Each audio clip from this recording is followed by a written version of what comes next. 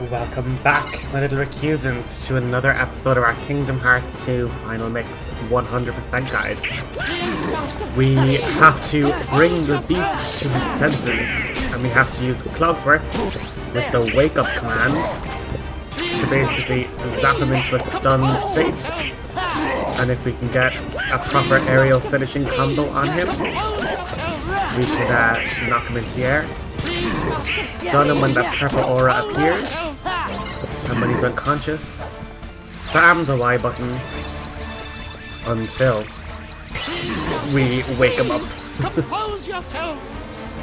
Let's pause for a cutscene as to why the beast was so crazy.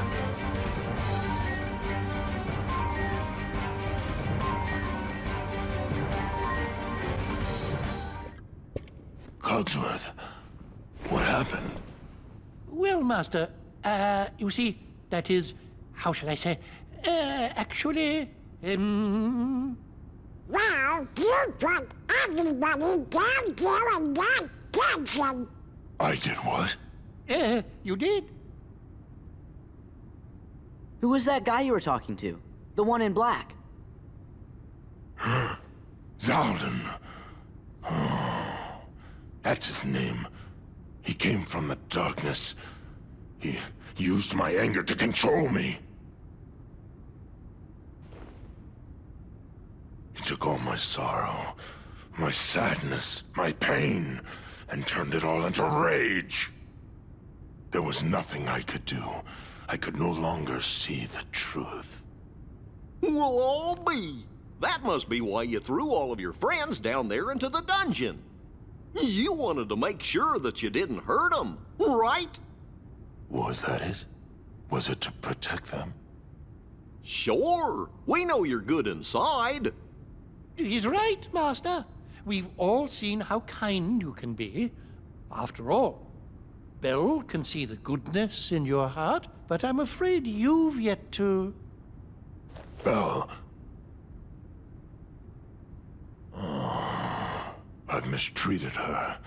I've mistreated her and been so selfish. She didn't say anything about that. She'd never tell anyone of my cruelty. She's too good. You see, I'm afraid he judges himself far too harshly. Why don't you just go talk to her? But... No excuses. Come on, we'll go with you. So, the beast has become added to the party. We're going to keep him out for just a moment. We're going to rejig and recheck the journal just to get through all of our different bits and pieces. So we now know the name of Zaldin, but we don't know what he looks like yet, hence the hood is still up. We can look through and just, again, get rid of all these news because we just don't need them, you know? And then we can just go through and get all the heartless and all the nobodies and things done. But we do have a mission now in the Land of Dragons. We can challenge a mushroom number 4. We can collect limits from all the other characters. And we can hopefully finish Awakening. So let's take a look. We nearly have all the pieces. We're only missing one. So that's quite good. And as I say, just going from like the middle in, feet down the bottom, and then that last piece is going to basically slot into place and be finished. And then likewise we have our keyblade needing to be rotated around a little bit, and it's actually the original artwork for KH2, so it's quite adorable. And we have like the duality and like all these other puzzles, but like again, when we get more pieces it'll make more sense, obviously. One of the rare circumstances of no music in the game, we obviously have just about collected every treasure in Beast's Castle. We just need the one from his room here. And then, as I say, the journal does give a nice summary of like, what do you have to do next? Go to the underworld to see Hades. You've no objective now because, you know, Mulan's been praised as China's bravest woman. So the journal is much more functional, especially for if you're doing things like me, where you're hopping in between different worlds and things and kind of leaving them unfinished. At least the journal kind of can guide you a lot better now than it would have, let's say, in other installments. I'm going to give Goofy Defender just because giving him higher defense does make his survivability better. And likewise, you know, we need him to get into Valor form, so the more survivable Goofy is, the better. We're going to just quickly try and hop off and get hyper healing done. I know I could have given him 3 AP boosts, but Sora needs AP boosts. And like, look, we start at the end game farming AP boosts like there's no tomorrow and I can't use anymore. Then I might consider using them on the Disney party members. But until then, oh, would you look, there was the last awakening piece. So we have one puzzle completed, which is great, obviously. And when it's done like that, you just have to press X to essentially be like, is it complete? And then it's like, yes, and we get an item. Now the items for the initial pieces are whatever, they're grand. And now the music's kicked back in, so yeah, interesting. Got the final treasure in Beast Castle, and what's amazing is there's actually no other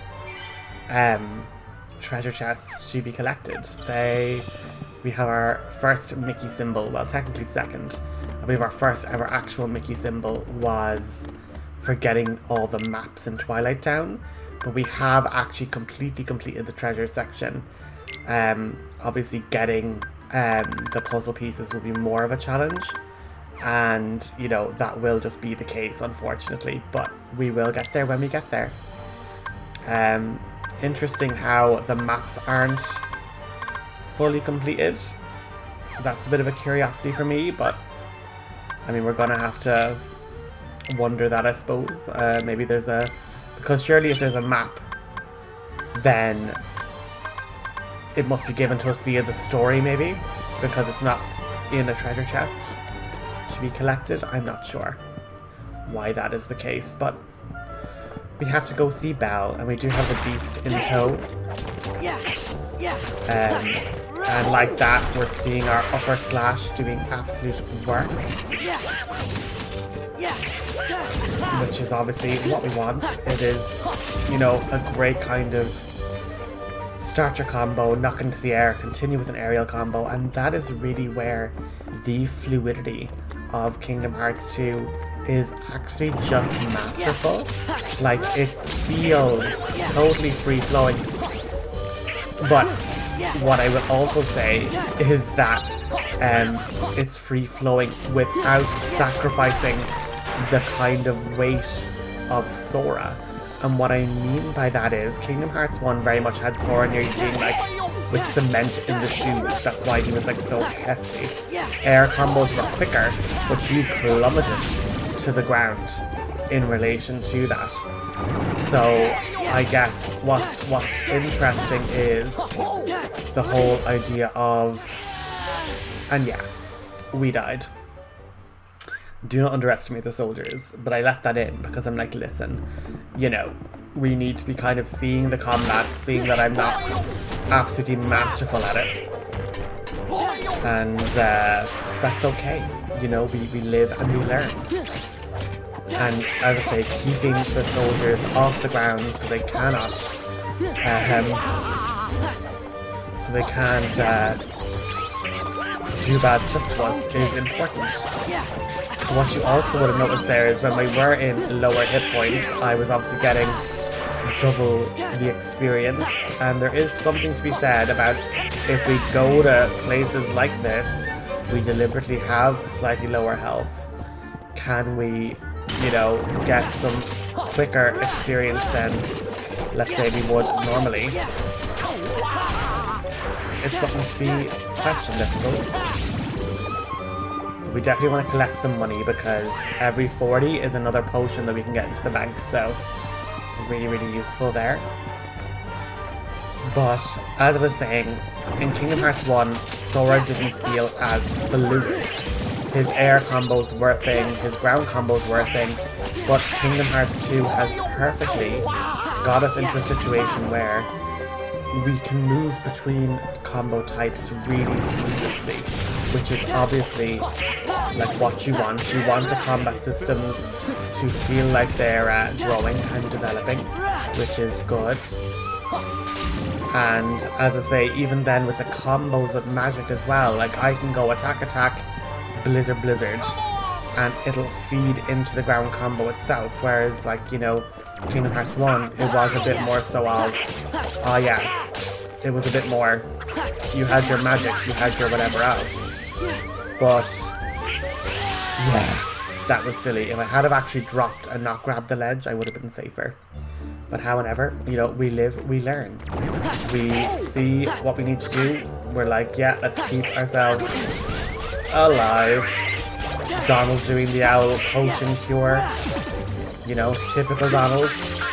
Where was the cure when I was bleeding out last time? Yeah. I'm not sure. But as I say, if we are able to, we can keep them separated and in the air. Does lots of damage.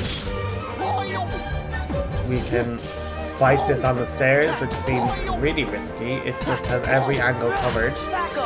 But large swing it away, follow up with a blizzard, another high potion. So this is where I'm like, oh right, we definitely want to like go in and save now. The parlor is a nice little place. We can buy some more potions as well. But I suppose, yeah, the power shards, they're really important for just knowing that the large bodies do them. So that's really good to know. We can buy some more potions just to... We have 18 in the stock, so like literally getting 15 more, you know, building ourselves up to a reservoir of 99 where we don't have to worry about it and stuff is just, it's just good. And then I'm like, yeah, is there anything else that I want to look at in the journal? And there literally isn't. But what is good is that we have the extra high potions and stuff as well, so they're starting to be built up as well in the stock, which is nice. But I think this is where the combat was the best, because I feel like in later ones, Sora just loses that weight. The combat becomes too aerial focused because Sora doesn't have the ability to land quickly. Sora kind of ends up in the ether of like, you know, floating all the time and then finding it actually difficult to land. Whereas I feel like in Kingdom Hearts 2, it's like he could link up and go to the air, but he would also fall back down reasonably quickly to again have your ground combos feel heavy and impactful and like, you know, you were a human and not just kind of this paper, you know, marionette just being pulled up by, you know, puppet strings and just suspended in the air, you know? But as you can see, we're getting closer and closer to our next level up with only 10 more experience, and that was a nice quality of life feature as well. Just the fact that we were able to, you know, now see our level up that bit more clearer, and we're after getting fire boost, which obviously we get the fire boost skill early compared to other paths, just because, yeah, we pick the staff, so they're going to give us our fire boost, blizzard boost, thunder boost, etc. much earlier. And as I say, that's great. Fire wouldn't have been my first choice. I would have rathered blizzard, just because it has that bit more of distance. But we definitely want to do 20% more damage with fire-based attacks, absolutely. And what is also super cool is that you can get abilities like these with even accessories. Like, as much as all the accessories were kind of like, oh yeah, no, you get resistance to certain elements, you can actually spec to where you're getting additional thunder boosts, etc., MP haste, MP rage from accessories, making these abilities stack massively, even to the point where you can literally have equipped accessories that act as lucky. So you can literally be like, oh yeah, I know I have like a lucky from being on critical mode, a lucky from my general level up set, a lucky from my keyblade, a lucky ring, ×3 for my different accessories. And it gets to the point where, oh my god, you actually have more Lucky Luckies on Sora than Sora would have by default. Or, you know, than Sora, Donald, and Goofy all combining their Lucky Lucky, you know, weapons, etc. So what I'm just trying to say very badly is that by the end game we will be able to get the number of Lucky Luckies as to where getting drops from enemies is nearly a guarantee. And as you say, you can literally just go through and just mop up and deal with these other enemies and the collecting of frost shards, etc. really quickly. What is also interesting is that we kind of cheesed ourselves into having low HP and getting tons of EXP from enemies. So if we don't actually heal, we could potentially get more double EXP in encounters going back towards the ballroom. But basically, Belle's like, listen, if this guy in a black hood is messing with my man, I'm gonna go and 100% deal with him. And Beast is like, but now she's in danger, that foolish woman. And, you know, the wardrobe's like, but you love that fiery spirit. And he's like, yeah, I do. In fairness, I do. But as you can see, we're getting like 50 something EXP. And if we're able to keep these things in the air and keep our, you know, 52 EXP going, I unfortunately think Blizzard will hit. They're immune to Blizzard, and I die. Which gives us full hit points when we load back in. So, whatever, it doesn't really matter. It's just the risk-reward system of trying to use the XP boost, which only works when you're on low hit points, but whatever. It is what it is. But we have to go rescue Belle. She's gone about the castle by herself in pursuit of the organization man. I am warning you. You'll be sorry. Belle, where are you? Beast! Help! I'm in the ballroom! And we can just run by all these guys into the ballroom and start a boss fight.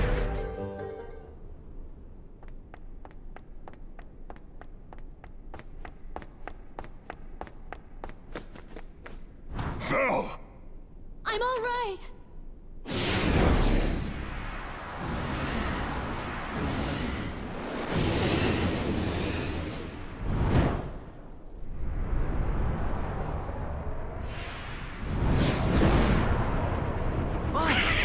Wow!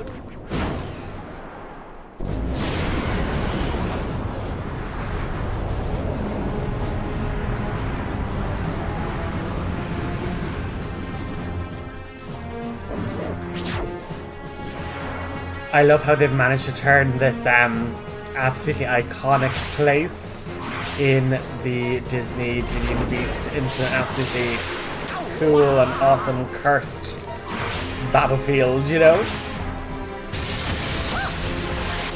Like, it's literally a reskin, so obviously they would need to completely keep the dimensions the same, but just you'd have two just different art teams just having an absolute field day designing this. And basically, guys, what's going to happen is this guy will dive into the glass and shoot a projectiles out, which is where you need to run to the pillars to avoid that. He's going to then go to the chandelier, drop it down, and you need to basically beat it up to release it again and get a chance to combo. He'll then dive into the ground, which is where you're going to see it try and follow you and swallow you up. When you see the purple dot, that's where you jump, and with high jump it's even easier because, you know, you'll stay off the ground longer and avoid the trying to eat you up. And it just repeats this cycle. So it goes to the windows, goes then to the chandelier, and for the chandelier you can just stand far back and hopefully just avoid all that damage. And like that you'll only get hit once.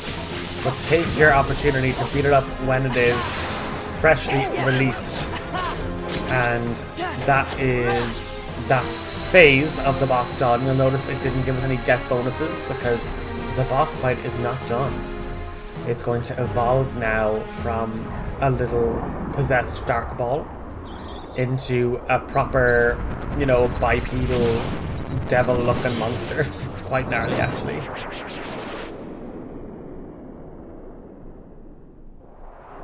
It has like really cool thorn aesthetics and like a keyhole looking emblem within the thorn itself. And it's a bit like the stealth sneak. It can go invisible, which is just what we want. We're going to just keep ourselves topped up on HP wise. And just to also always be aware that like your drive form is essentially a full heal and magic heal. So do not be worried about that. But whenever the monster is going to be going into the center to get to the chandelier, you can use reaction commands to do damage, make it visible, and have it be vulnerable to your attacks. Not as dangerous as the stealth sneak, because the stealth sneak definitely casted way more dangerous projectiles. But whenever you see that triangle button, you need to be hammering it, because this reaction command does damage and allows you to make it visible, you know? We're going to hop into Valor, and just with our 5 gauges, because we've leveled it up, we should have the staying power. He also tries to throw you as well. That does massive damage too, so again, whenever you see that little flash of green, use it. This boss fight's going to finish up and we're going to get an end of world cutscene.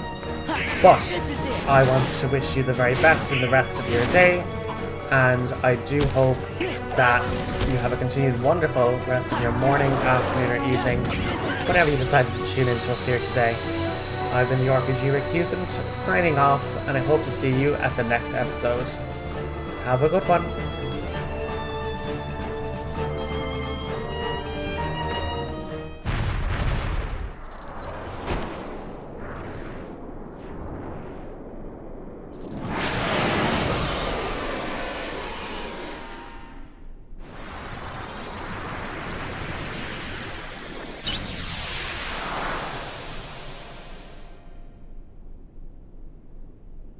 We did it!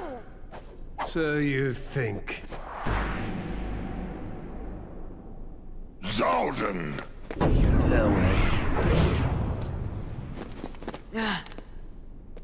What does he want here? He must be with Organization 13. Ever heard of the Nobodies? When a strong-hearted person turns into a heartless, a nobody is created too. See, the organization, they've got control of all the nobodies.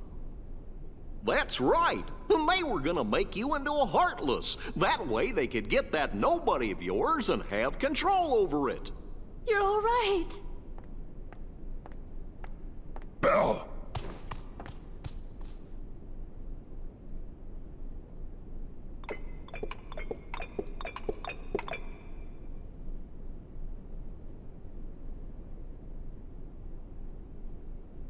Belle, I'm sorry. I wasn't myself. I hope I haven't done anything to hurt you.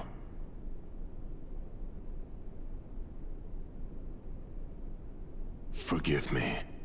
I know you weren't yourself. You don't have to apologize. But I had hoped that you might have changed a little bit. I wish you could start trusting me.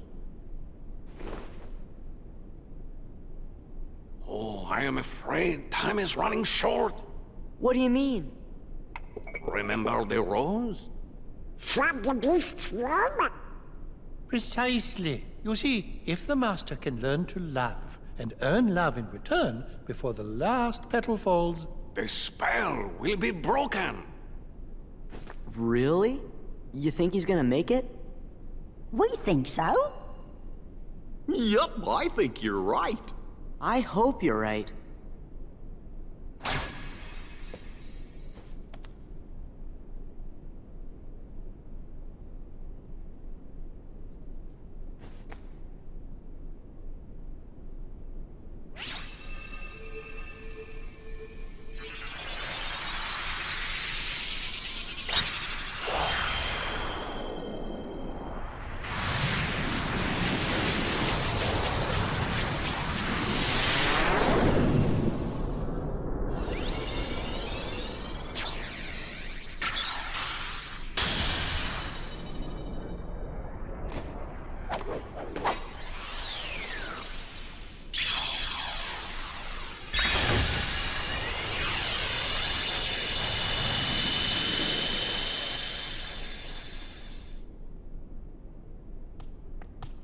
What happened? The king is open! Do you have to go? Yeah. Now, no more arguing, okay? We'll see to it. Take care, dears. You are welcome here any time. If you hear anything about Riku, or the king, the Heartless, the organization, anything at all, let us know. Okay, gotta go. Bye!